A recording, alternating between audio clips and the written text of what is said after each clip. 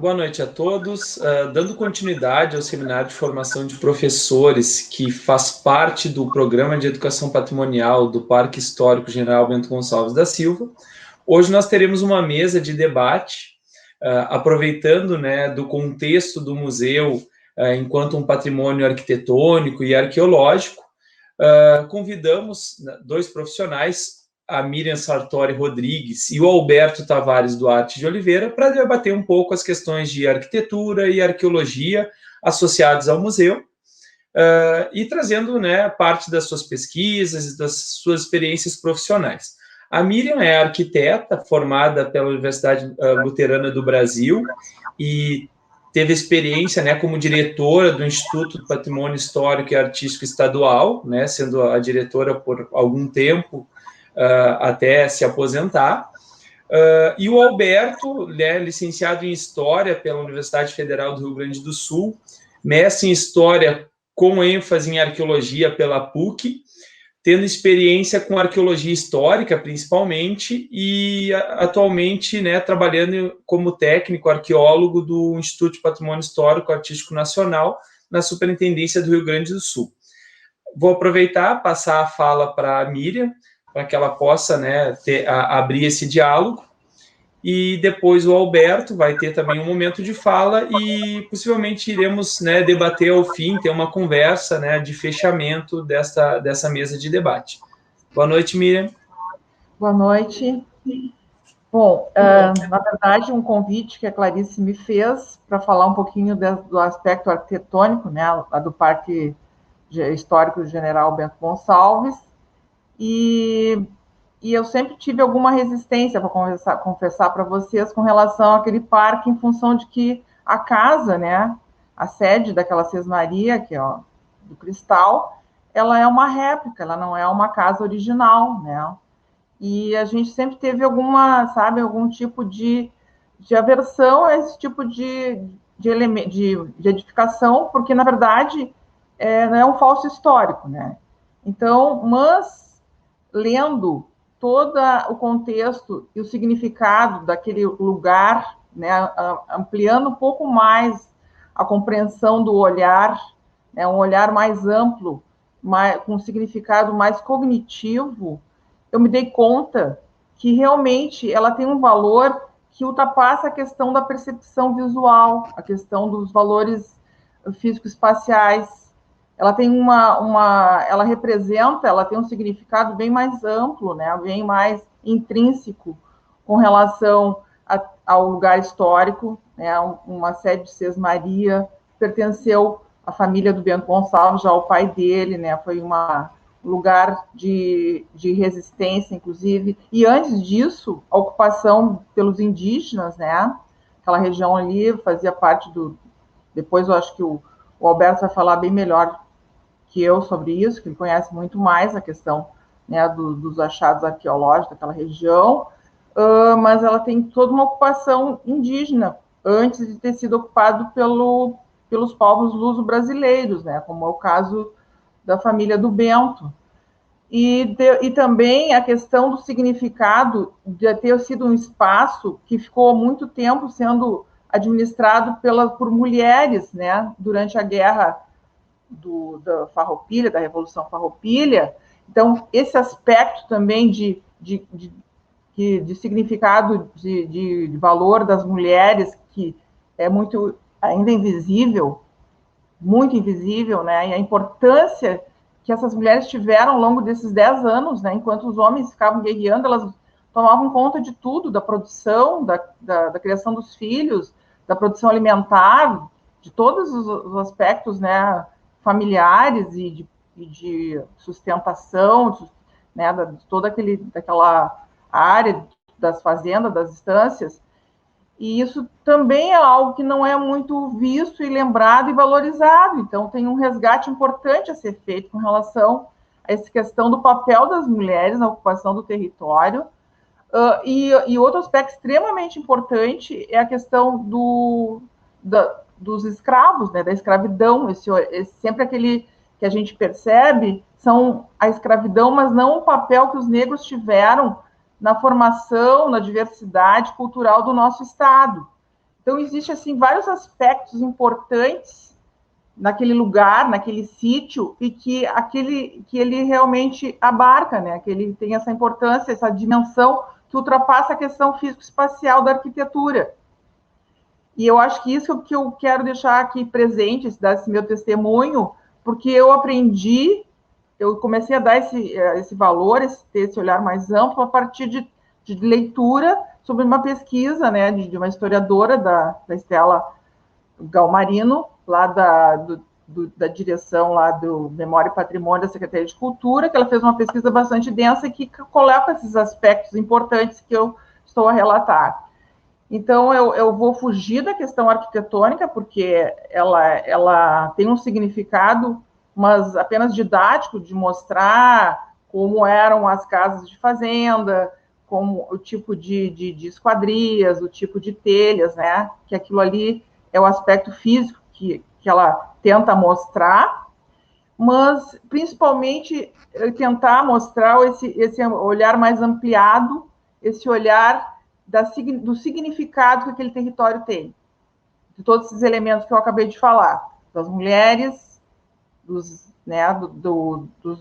afrodescendentes, da questão indígena, então, e da questão ambiental, né? Porque aquele sítio ali é uma mata atlântica, é uma mata importante, né? Tem todo um aspecto também de preservação ambiental do rio Camaquã e de toda aquela região ali, da importância do rio, né, que depois vai para a Lagoa dos Patos, então toda essa dimensão mais ampla física, né, da geografia física, que também aquele território ali representa. Eu vou mostrar umas imagens, então, para a gente conversar um pouquinho melhor.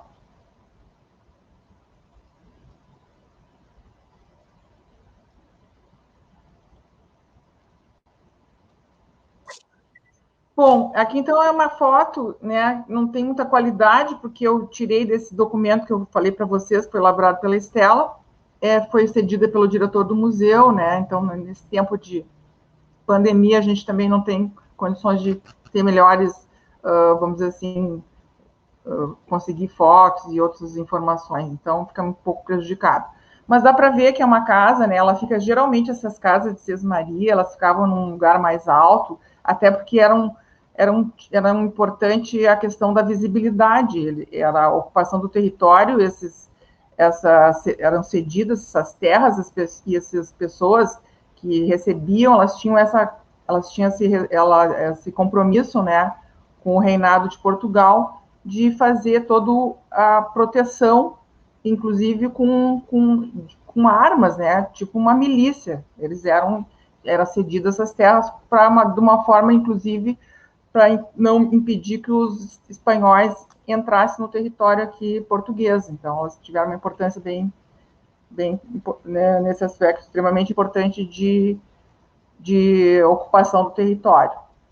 Ela é uma casa, né, de um pavimento, com janelas de guilhotina, com telhas capa e canal, e com ombreiras, né, arco abatido nos vãos, e ela realmente representa em termos físicos faciais, né, em termos de arquitetura, uma repetição do que a gente vê em outras casas, né, em outras edificações com essas características luso-brasileiras.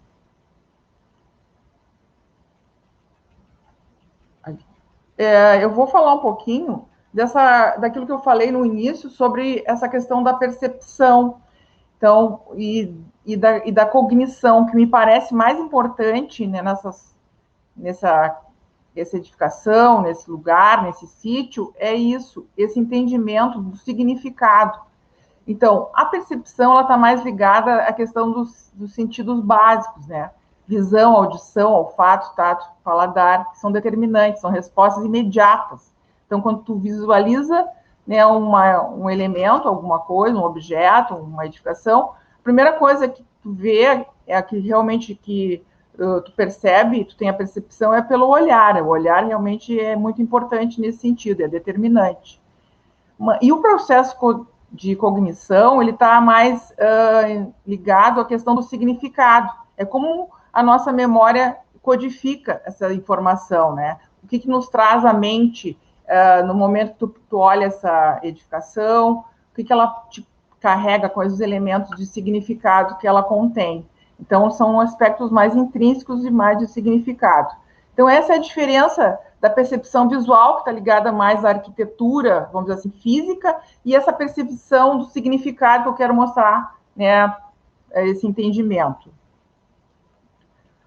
E essa experiência é extremamente importante, porque foi a partir dessa experiência que o CTG, né, lá de Camaquã, na década ainda de 70, solicitou ao governador do estado, foi criado, inclusive, um grupo, né, de trabalho, de planejamento, para fazer uma comissão, né, para a criação desse parque histórico. Então, vocês vejam como era importante esse lugar, esse sítio. A casa original ficou muito tempo abandonada, né, porque depois que o Bento morou, né, com a Caetana e tal, com os filhos, ele morreu em Pedras Brancas em 1837, aliás, 1847, e a casa ficou para os descendentes, e acabou num momento sendo vendida e abandonada, e ela ficou em ruínas, né? E ela, então, mas a comunidade local, a comunidade lá de Camaquã, ela pediu, solicitou, e foi criada essa comissão em 72, e em 76 ela já foi entregue essa casa à comunidade, foi inaugurada no dia 20 de setembro, ou seja, ela é extremamente representativa da questão farroupilha, do general Bento e de toda essa questão ligada a essa, vamos dizer assim, essa história do Rio Grande do Sul, desses 10 anos de Revolução Farroupilha. Então, ela tem esse significado extremamente importante, que vai além da questão formal, ela tem um valor simbólico, ela tem essa variável extremamente importante, que está ligada à questão de cognição, né? Esse simbolismo que representa esse sítio, não só a casa, mas o sítio como um todo, principalmente a questão do lugar, né, do ambiente, da parte ambiental. Então, a forma está ligada à percepção e a cognição está ligada ao significado. Então, o valor que eu quero destacar, né, nesse conjunto de informações que eu estou falando para vocês, é na importância do significado que essa casa representa. Tá? Os elementos formais, eles estão, vamos dizer assim, num segundo plano. O significado se destaca em função da importância que ele tem.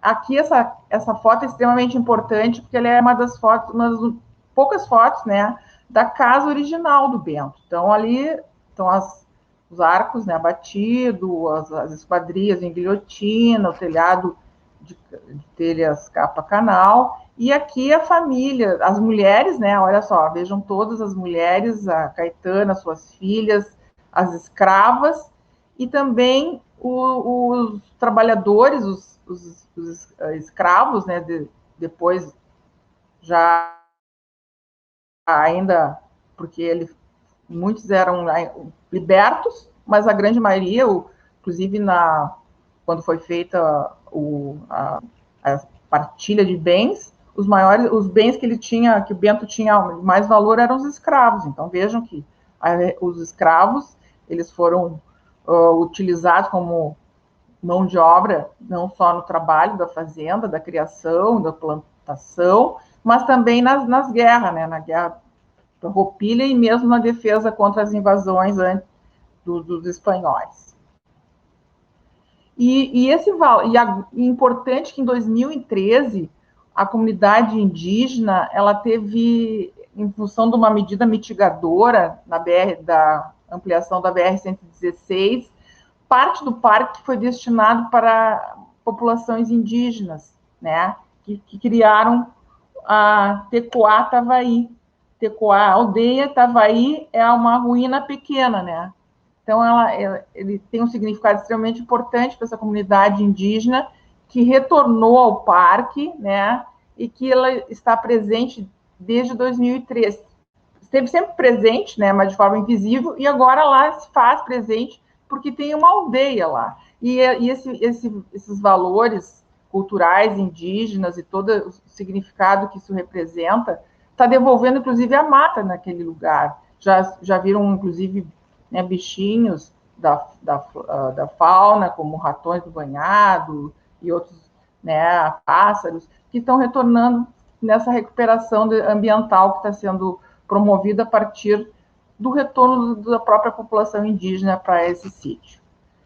E com isso, eu encerro a minha primeira informação para mostrar o significado que tem, né, esse sítio, que ultrapassa as questões de formais e que tem esse valor de cognição, de significado muito mais amplo.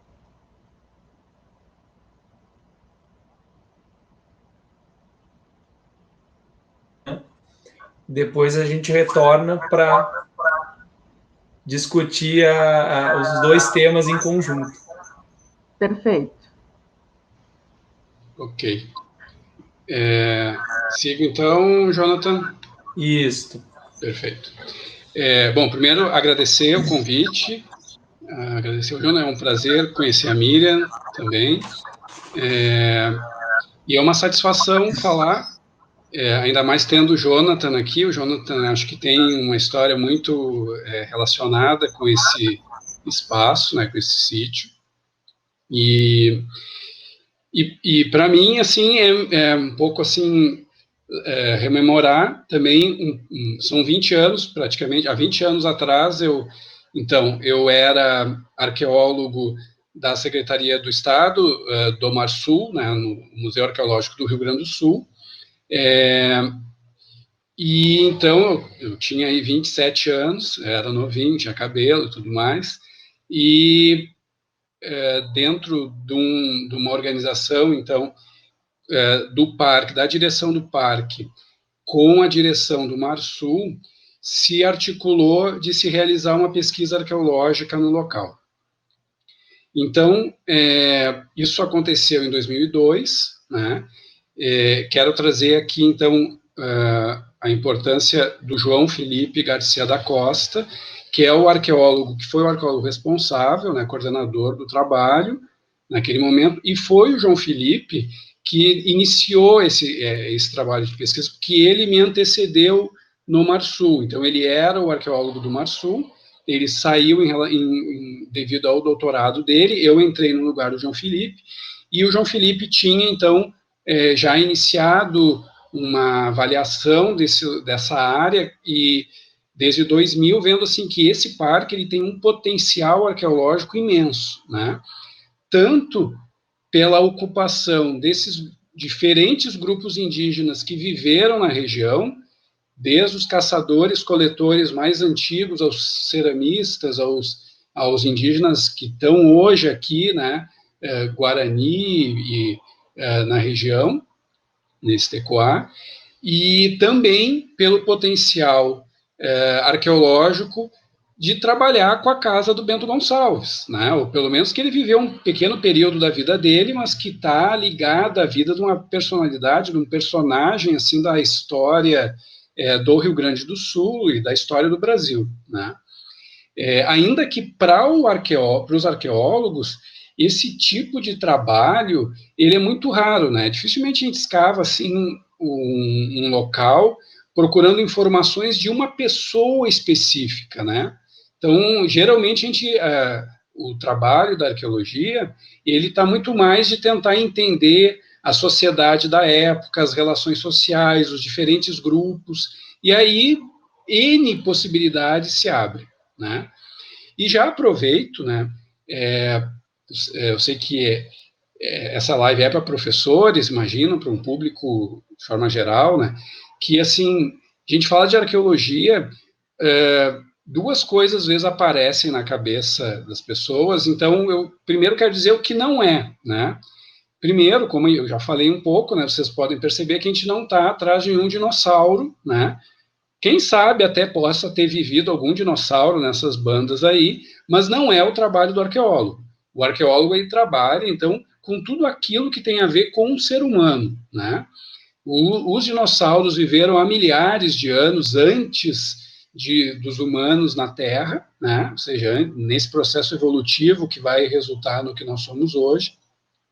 E quem vamos dizer assim, estuda são os paleontólogos, né? Então,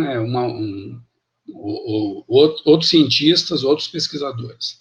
E, por outro lado, também vejam que eu já trabalhei há 20 anos atrás, os arqueólogos não buscam tesouros, né? Não buscam ouro, não estão buscando coisas que tenham assim, valor monetário, né?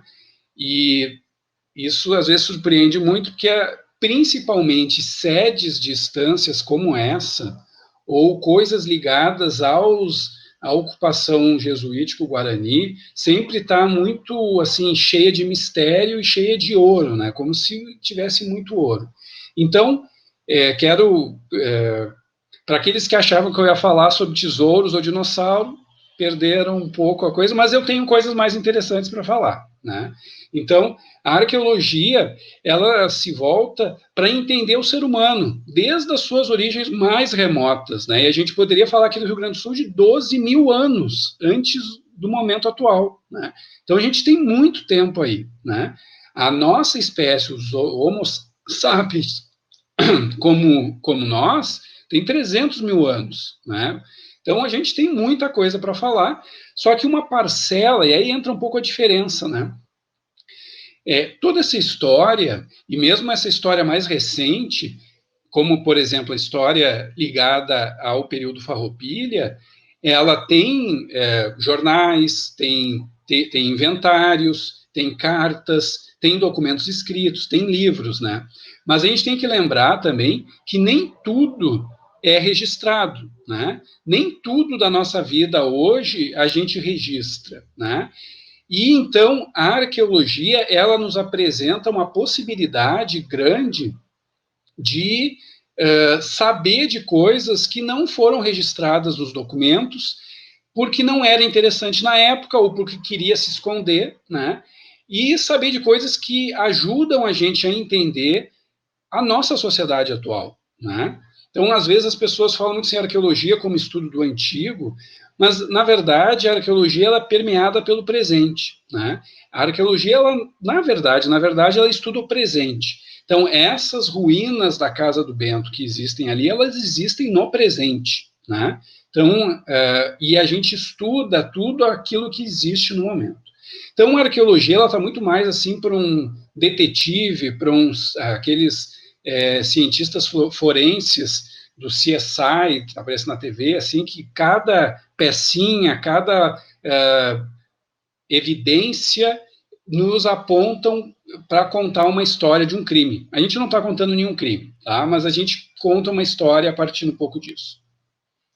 Muito bem, feito esse primeiro. Então, lá nos idos de 2002, a direção do parque, em conversas com a direção do Museu Arqueológico do Rio Grande do Sul, ambos órgãos da Secretaria de Estado da Cultura, viram assim, olha, o parque, o acervo que tem aqui, ele pouco diz a respeito desse local, né? Então, se tem poucas informações sobre a casa do Bento Gonçalves, sobre a história do Bento Gonçalves. E dentro dessa perspectiva, então, se viu que a arqueologia poderia ser uma fonte de informações e, principalmente, assim, buscar valorizar esse espaço, trazer mais dados para ele.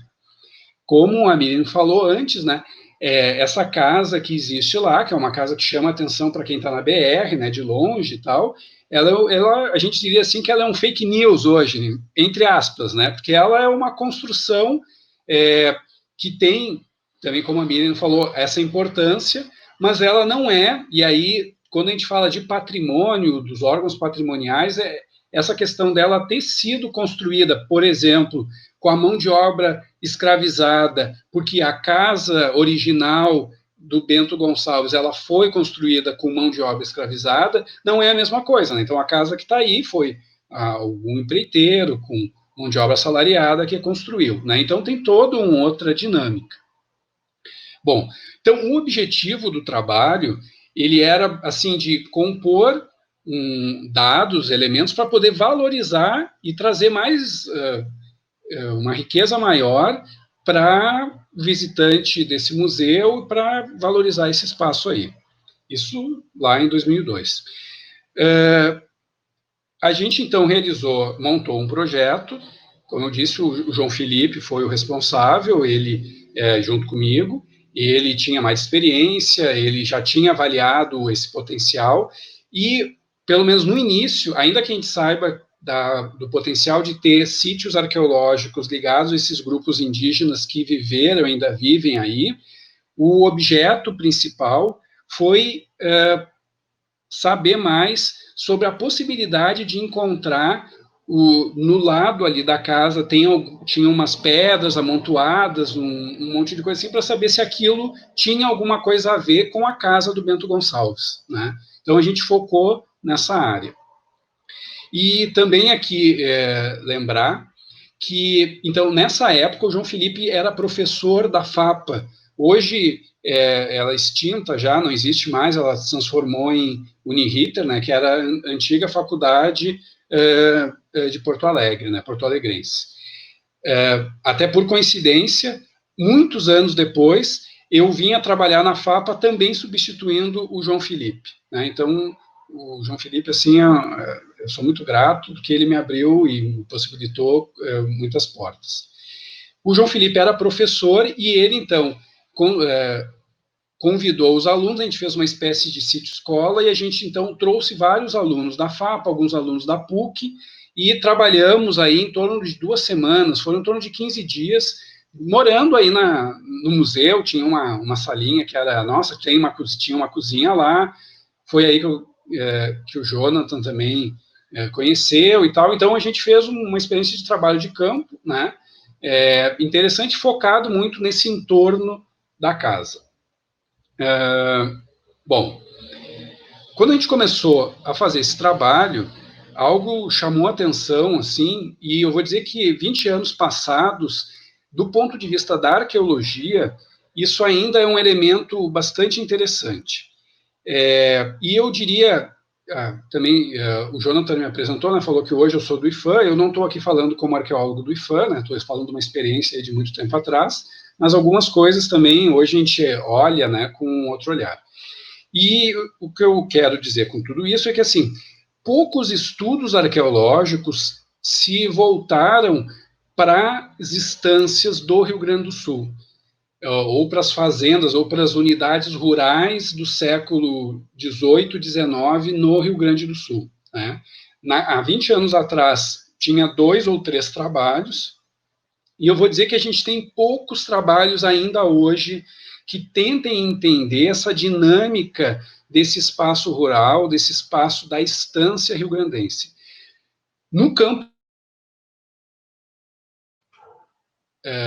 Então, na história e mesmo na arquitetura, existem trabalhos para isso, mas no campo da arqueologia, não. E eu diria também, assim, mesmo em termos nacionais, a estância no Rio Grande do Sul, ela é um elemento importante. Por exemplo, quando a gente fala dessa distribuição espacial que tem desses elementos que compõem a estância, né? E a estância, ela é uma unidade muito importante na questão da produção econômica do Estado e da própria formação do Estado, da ocupação desse Estado. A gente poderia fazer relações, assim, com as fazendas de café do Sudeste, com a produção de cana do Nordeste, que existem inúmeros locais, inúmeras unidades dessas tombadas. Elas têm uma estrutura de produção muito diferente aqui da estância do Rio Grande do Sul. E existem poucos estudos, assim, da perspectiva arqueológica disso. Então, o que a gente viu? Que a estância, ela, no Rio Grande do Sul, ela não é, por exemplo, como a unidade cafeicultora no Sudeste, ou da cana, que são muito espalhados, assim, que tu tem a Casa Grande com muitos escravos, ou melhor, a Casa Grande é uma enorme casa, a senzala com muitos escravos, toda uma área, uma dispersão muito grande. As estâncias no Rio Grande do Sul do século XVIII, XIX, elas são, vamos dizer assim, unidades quase que militares, elas têm uma perspectiva de ser muito próximas. Então, o que a gente tem? A gente tem a casa, que às vezes assim fala de casa grande, mas aqui para o sul não é uma denominação adequada, né? Mas a gente tem a casa principal, né? Que é a melhor construída, com os materiais mais elaborados, vamos dizer assim.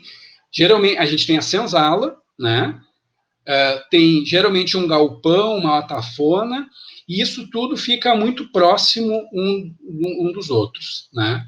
É diferente, então, dessas unidades para fora do Brasil, e que não são, ou melhor, fora do Rio Grande do Sul, e que não são unidades produtoras, vamos dizer, ligadas à criação de gado, como temos aqui, né?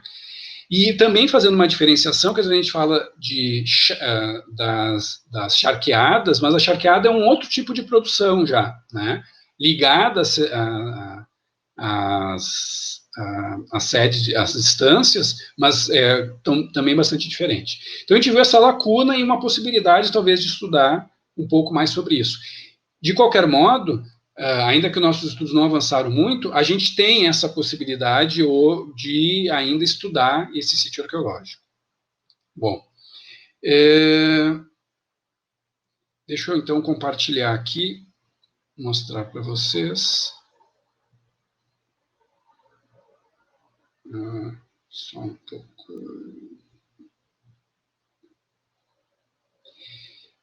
Vou mostrar para vocês uma.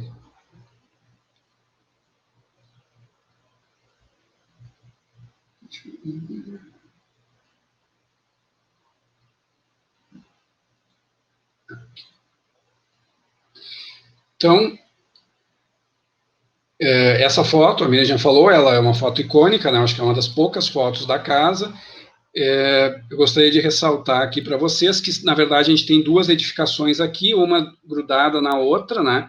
Essa principal aqui,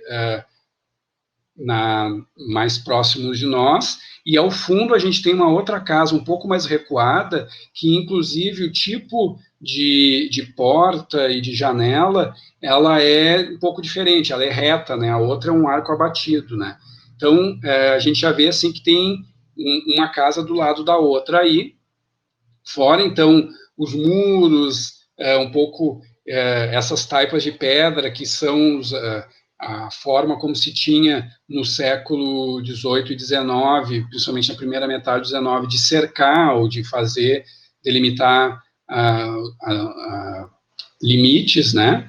Além, claro, que com a presença dessas pessoas todas aqui, ela nos mostra um pouco essa dinâmica de diferentes grupos que estão convivendo aí, né? De escravizados, africanos ou descendentes de africanos, de peões, talvez algum descendente indígena, dos descendentes da família propriamente do Bento Gonçalves. Então, isso nos mostra aí um grupo, não sei agora quantas pessoas tem, mas perto aí de 20 pessoas, pelo menos, que estão circulando nesse espaço. Aqui é uma imagem só, dentro desses 15 dias foi feita uma oficina, a gente tem ali material cerâmico, principalmente fragmentos de telha que foram coletados, a gente fez, na época, por isso que eu não tenho muitas fotos, não tinha-se foto digital, a gente não tinha celular para fotografar, então era tudo na analógica. Aqui é um professor hoje da URGS, o Arthur Barcelos, dando uma aula sobre fotografia para a turma.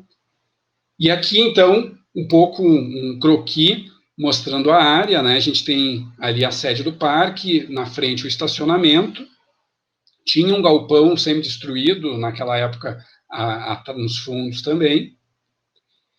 E, assim, duas áreas que a gente se focou, né? Então, nessa lateral, a ruína, e que a gente identificou, então, como uma área da antiga edificação, e um pouco mais aos fundos, onde tem, não sei se vocês conseguem ver aqui a mãozinha, onde tinha umas churrasqueiras, que era uma área, assim, que no linguajar da arqueologia, aflorava material arqueológico, e que é uma área da lixeira, né? Então, a gente tem aqui uma organização muito da casa, e a diferença, né?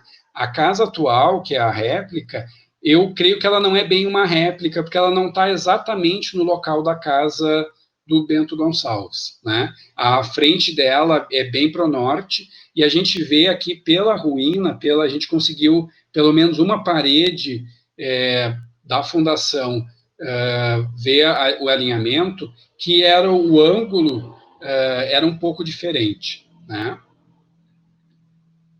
E nós fizemos também um trabalho dentro da casa, foram algumas quadrículas, que é a unidade que a gente usa, né, que é 1 metro quadrado, para tentar identificar. Então, aqui na foto a gente consegue ver o piso de ladrilho cerâmico que existia dentro da casa, né? Então, isso indica um grau de preservação também desse espaço.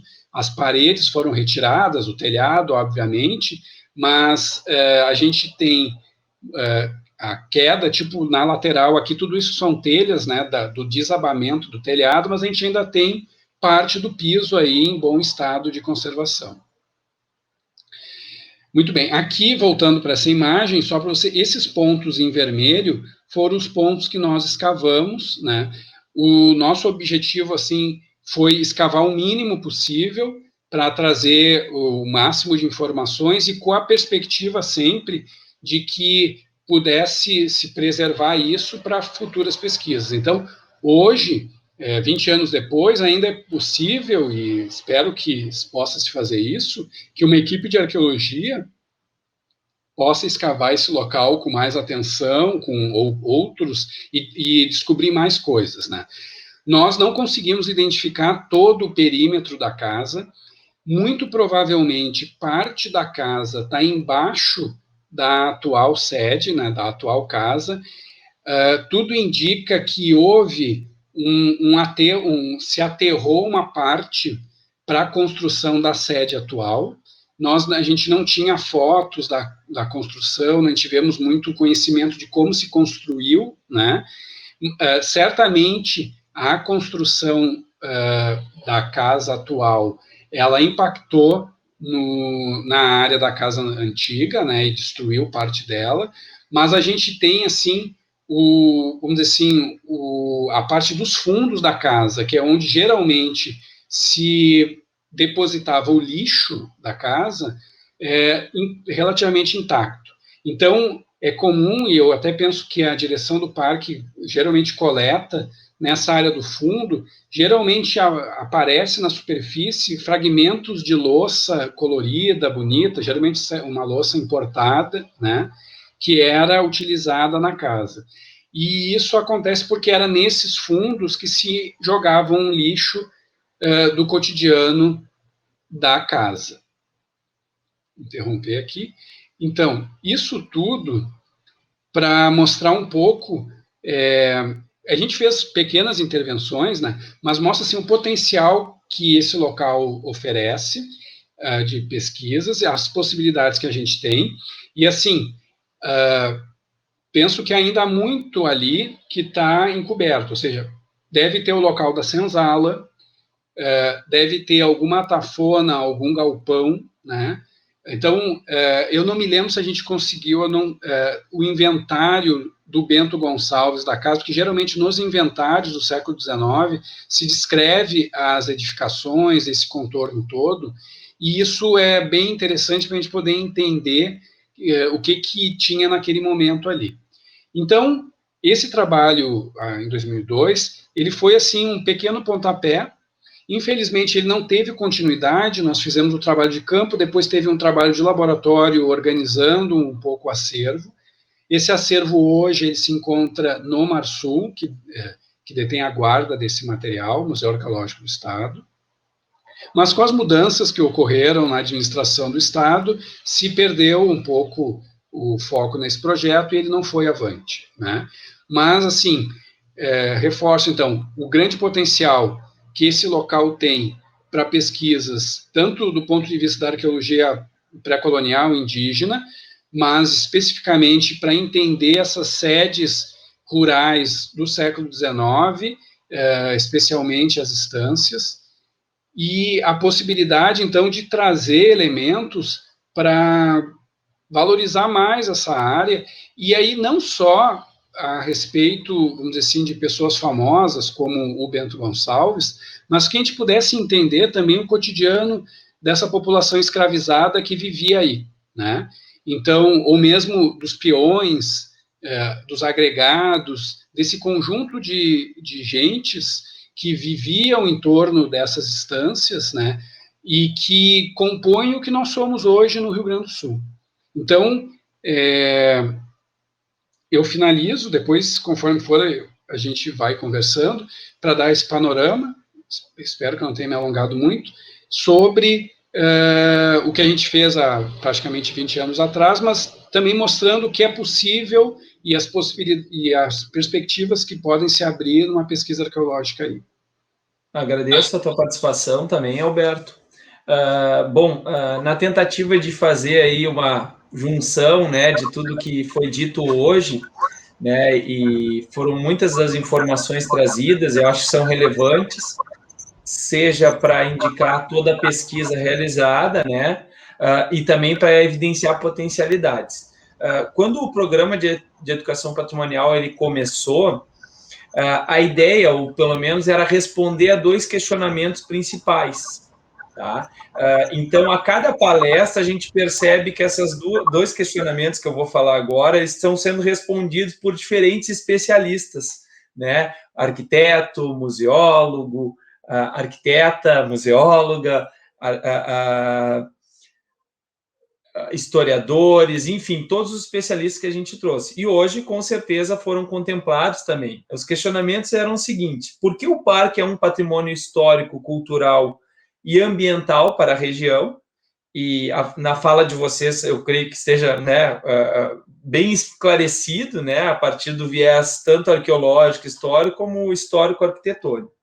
E também como é possível trabalhar em sala de aula esses temas que são relacionados à história local e regional a partir do parque, né? Tendo o parque como, pensando nele como um museu, né? E o acesso a esse museu, e a partir deste museu, como trazer a sala de aula, digamos assim, para que, né, sejam trabalhadas essas questões, essas temáticas associadas à história local e regional. Eu tenho 2 perguntas, tá? Eu vou fazer a pergunta para vocês, e aí depois eu peço que, né, vocês, ao responder também, podem alongar a fala em outras questões que podem ter ficado em aberto. Do ponto de vista da arquitetura, Miriam, pensando esse museu como um espaço de interação, né? A gente viu que a casa é uma réplica, né, mas existe ali ainda resquícios da casa original, né, com todo o seu potencial arqueológico. Qual seria o papel da arquitetura neste museu, né? E de que maneira, né, trazer, digamos assim, a participação de professores da rede pública, a visitação ao museu, de que maneira usar a arquitetura como um dos fatores, né? Eu sei que na tua fala ficou bem claro, né, a importância, mesmo não sendo uma réplica. Pego também a fala de um museólogo, Matheus Cruz, que é museólogo do Museu do Doce, fez uma participação conosco em outro seminário, que ele falou sobre identidade, né? Quer dizer, as pessoas do município ali de Cristal, da região, os tropeiros que todo mês de setembro buscam a chama, né, que veio de algum local para o museu, por vezes ela é acesa ali, digamos assim, eles já têm o museu, o parque como uma referência, né, independe do fato de ser uma réplica ou não, né, então essa questão da identidade. E já vou aproveitar também para fazer a pergunta para o Alberto, porque aí depois a Miriam responde, o Alberto pode responder também. De que maneira a arqueologia, né, seja com os resultados da pesquisa, ou até mesmo pensando nesse sítio como um local que está exposto para circulação, né, e existe um movimento regional, o museu é um dos mais visitados, associados à Secretaria de Cultura do Estado, é um que recebe o maior número de visitantes ao longo do ano. Ou seja, há uma circulação muito grande, né? Que também pode ser um fator de destruição do sítio arqueológico sede da Estância do Cristal, né? De que maneira poderia ser feita essa atuação conjunta entre arqueologia e museologia, tá? Penso em sinalização, em algum programa de educação patrimonial, enfim, né, para que tu traga a tua contribuição.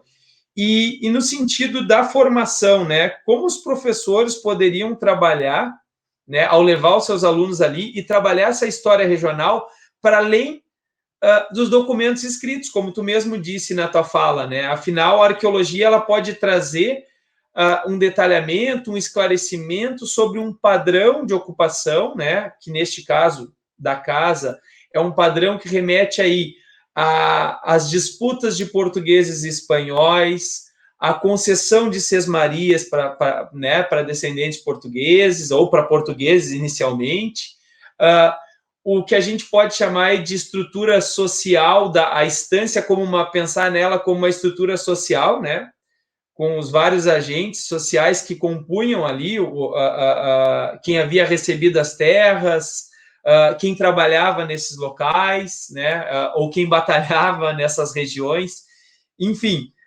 pensar tanto na arquitetura, né, a primeira pergunta para a Miriam, e depois pensando no aspecto arqueológico para o Alberto. Por favor, Miriam, eu acho que se puderes começar, eu agradeço. É extremamente importante essa compreensão que ela vai além da casa sede, né, da casa da réplica, que na verdade nesse ano já vai fazer 45 anos. Ela foi concluída em 76, né, então agora, daqui a 5 anos já pode ser considerado um patrimônio, né, porque a partir de 50 anos já tem um valor histórico. Então, ela realmente vai muito além da questão da sede. A gente tem que pensar em termos do sítio como um conjunto, e o Alberto falou muito bem sobre a questão dos outros elementos que compõem aquela estância, né? Aquela sede Sesmaria. Possivelmente tinha uma tafona, e isso está no inventário, viu, Alberto? Tinha uma tafona, né? A casa onde era o lugar onde ficavam os escravos, a senzala, né? Então, tem uma série de informações ali a ser descobertas.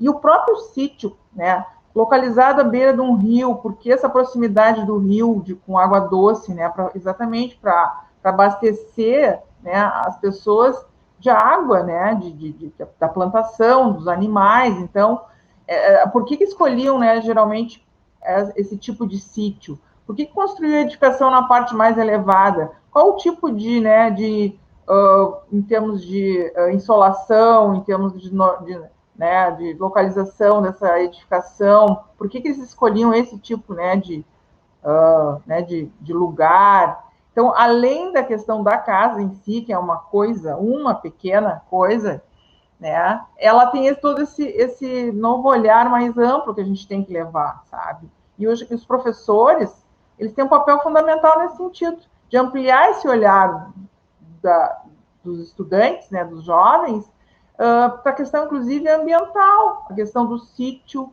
o tipo de vegetação, né, o tipo do rio, né, tipo de pedras, né, redondas, a importância da água doce, né, para abastecimento, né, para a vida em geral, para todos os animais e pessoas, né, uma série de informações assim que ultrapassa a questão da edificação. É um elemento, e o Alberto falou muito bem sobre isso. E todo esse potencial que ali tem, que a gente sabe que é intrínseco, né? E todos os outros valores que a gente tem que destacar e valorizar e resgatar. A questão indígena, né? A ocupação do território pelos indígenas, quais os indígenas que ocuparam. O Alberto falou muito bem, né? Os coletores, os caçadores, né? Os guaranis. Possivelmente, antes deles, tinham os, sei lá, charrus, os pampeanos, né? Por exemplo, ainda no sul do estado tem os cerritos. Por que eles tinham esses cerritos? O que significava esses cerritos, né, em termos arqueológicos? Né? Qual é a importância deles? Nós temos um ainda lá em Pelotas, né, perto lá do Laranjal. Então, e possivelmente ali também deveria ter, né? Mas esses elementos tão importantes que a gente desconhece, nós, especialistas, desconhecemos, a gente se surpreende. Imagina as pessoas em geral, né? As pessoas que têm menos informação e conhecimento. Então, a importância de investigação e de levar esse olhar muito mais amplo. e não só no aspecto perceptivo, como eu falei, mas no aspecto cognitivo. Isso está muito presente naquela comunidade. Tanto é que foi a partir do CTG, da comunidade local, que houve a solicitação de construção dessa casa, dessa réplica, né? E foi atendido pelo governo do estado, foi em 72, e, inclusive, quem ficou incumbido de fazer, e era o presidente dessa comissão, era o secretário de turismo.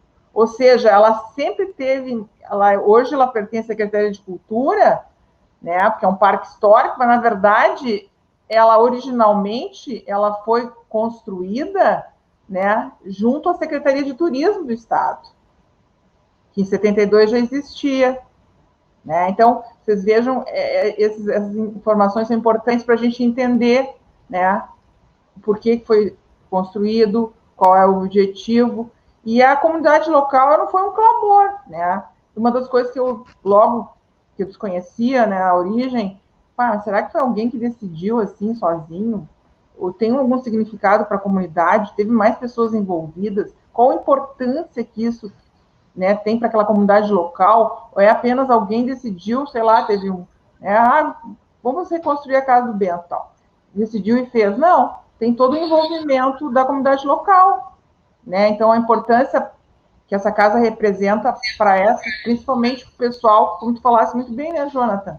Essa questão da chama crioula, que é um evento importantíssimo no estado, né, valorizado, ou é acendido ali, ou na casa do no Gomes Jardim, Guaíba, né, que também foi feita uma escavação arqueológica extremamente importante, se descobriu muitos elementos, né, fundamentais, inclusive pontas de lanças e tudo, né, da época da ocupação, né, da Zenha, que partiu dali. Então, tem toda essa relação da Costa Doce, dessas estâncias, desse circuito, né, e da trajetória da família do Bento, que também os outros irmãos dele tinham fazendas ali na região, né, faziam parte desse conjunto. Então, ampliar não só a casa do Bento, tá? E a casa dos irmãos do Bento, e a importância do pai dele, né, da mãe, a mãe do Bento, né, ela era descendente do Jerônimo de Ornelas, de Porto Alegre. Qual a ligação, né, que tinha todo as famílias. Ele nasceu em Triunfo, né, morou muito tempo, alguns anos lá no Uruguai, quando servia, no caso, fazia parte que era militar, né, fazia parte do exército português, e depois, então, ele quando houve a Guerra Cisplatina e tal, e a partir de 1825, se não me engano, ele vem e fica ali na sede, que era do pai dele, que foi depois o irmão mais velho, e ali o irmão mais velho que ensinou eles as lides, né, toda essa lide campeira e tal, então ele aprendeu ali naquela fazenda. Então, toda a origem dele, da família dele, descendentes, está muito ligada àquela região, não só a casa, né? Então, ela é um elemento de todo esse amplo aspecto que a gente pode explorar nesse conjunto de identidade, como tu falaste, né? Identitário. Ele realmente reflete tudo isso aí. A questão do rio Camaquã, a importância desse rio, né? Então, é uma série de elementos assim, que podem ser explorados e é inesgotável em termos de possibilidades de educação ambiental, patrimonial, cidadania, de história, sabe? Realmente, assim, um potencial fantástico. Eu vejo isso claramente, e como eu falei no início, eu mudei o meu olhar sobre essa casa. Por isso que eu resolvi falar desse aspecto mais cognitivo, e não só a questão do formal, porque a gente sempre fez essa pecha, não, mas é uma réplica, não tem valor, não tem valor. Como não tem valor? Tem muito valor, tem valores que a gente desconhece, inclusive. Inúmeros valores que a gente vai estar descobrindo, e tem muito a descobrir, né, Alberto? Eu pegaria o teu gancho, assim, e eu diria uma coisa que é o seguinte, eu penso que a arqueologia, ela pode ser entendida também, assim, como o estudo do ser humano, o impacto do ser humano no ambiente, né? Essa é uma outra perspectiva. Impacto não necessariamente negativo, mas assim, é como nós humanos, que somos bichos como qualquer outro, somos mamíferos, temos, se a gente for ver todo o nosso processo evolutivo, né, como a gente transformou o planeta, como a gente transformou o nosso espaço, né, no que nós temos hoje. Então, essa é uma perspectiva, eu acho importante, tanto é que hoje, em termos geológicos, a gente já não está falando mais de Holoceno, né, depois eu deixo para o Jonathan explicar isso para os professores, tudo, mas assim, os professores de geografia, acho que trabalham com isso, de ciências, mas já está falando de Antropoceno. Por quê? Porque o homem, o ser humano mudou tanto. Então, essa é uma perspectiva, um gancho que eu acho muito legal para professor, né? Primeiro, e aí, assim, põe essa gurizada para caminhar aí, que é fantástico isso, né?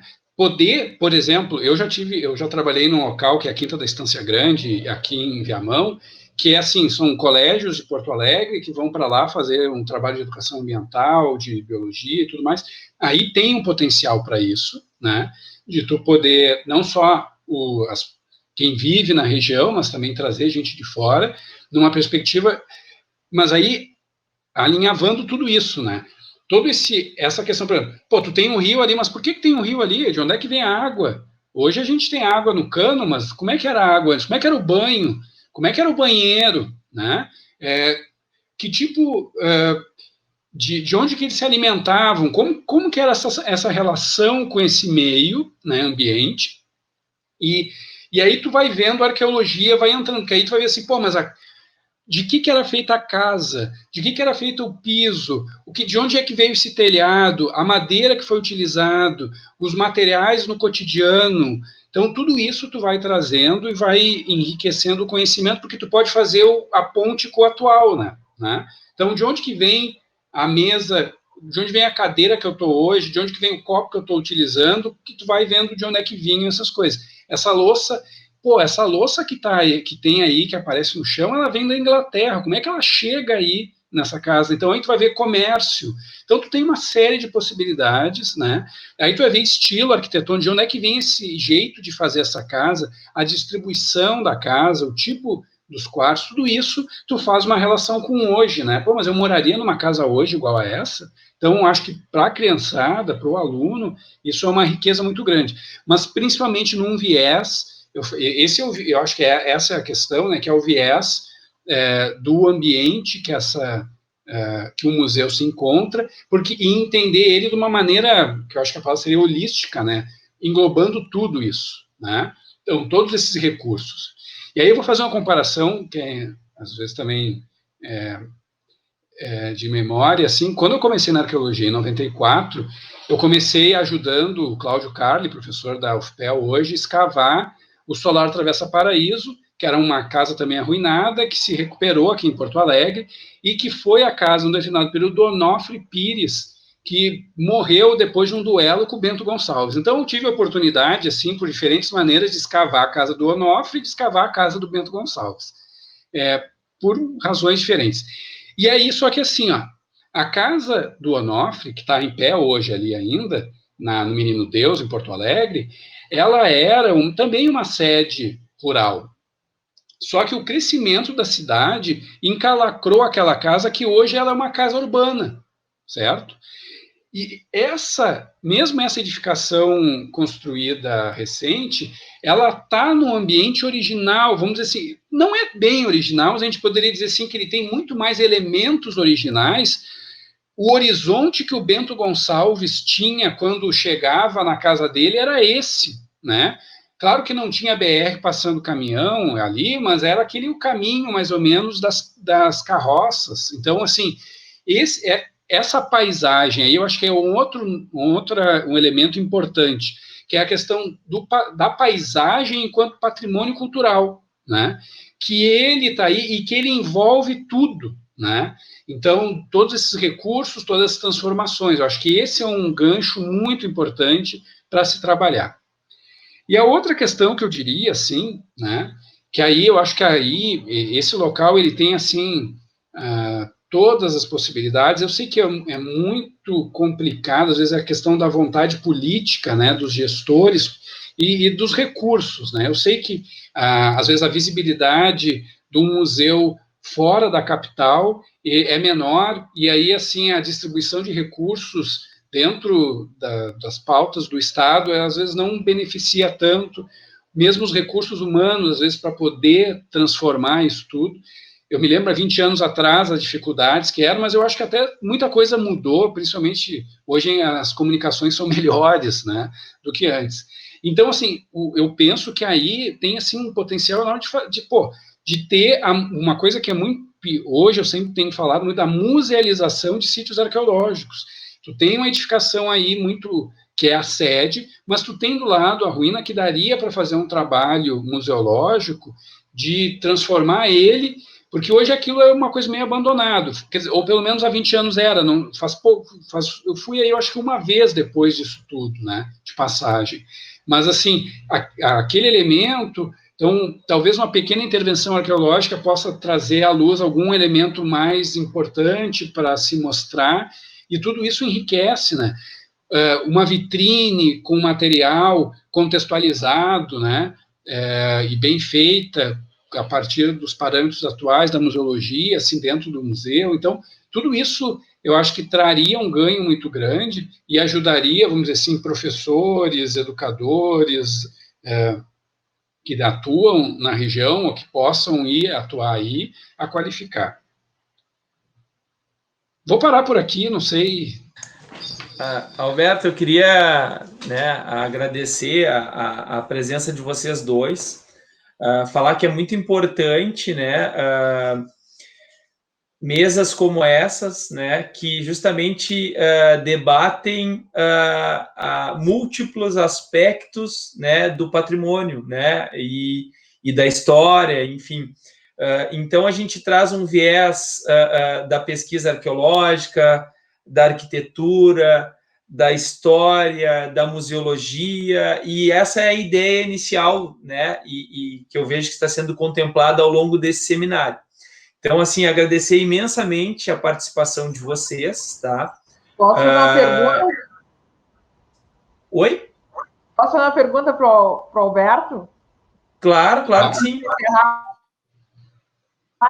Alberto, agora eu estava me dando conta do sítio e por exemplo, das pedras, né? Tem um muro tem aquela parte que sobrou da ruína. Chegaram a pesquisar a origem dessas pedras, se elas foram coletadas no rio ou elas foram trazidas de outro lugar? Chegaram a fazer algum tipo de estudo nesse sentido? Eu fiquei curiosa agora de saber. É assim, ó, do rio eu acho que não, tá? Porque assim, não era o seixo rolado típico, né? Mas eu não me lembro agora, tá? Mas eu me lembro que eu acho que se conversou sobre isso, de onde sairia a matéria-prima, né, para a construção, né? Mas eu não saberia te informar. Não sei se o Jonathan... Eu poderia auxiliar. Eu fui estagiário em 2001 e 2002 lá no museu, né? Foi até ali que começou o primeiro contato que eu tive com a arqueologia. Foi com o Alberto, foi através dessa escavação. Às vezes tem coisas que a gente nem lembra, assim, né? Mas um fator importante que vai para qualquer pesquisa é justamente o fato de que o Alberto esclareceu dúvidas. Eu estava ali como estagiário, ele esclareceu dúvidas. Então, isso traz interesse, a gente pensando num seminário de formação, né? E aí, claro, a partir de então, a arqueologia virou centro aí da minha formação, digamos assim. Gente, eu vou encerrar a nossa mesa de debate, tá? Eu quero agradecer vocês, né, pela participação. Eu creio que a gente possa, em algum outro momento, discutir mais a fundo algumas dessas temáticas abordadas hoje, tá certo? Muito obrigado.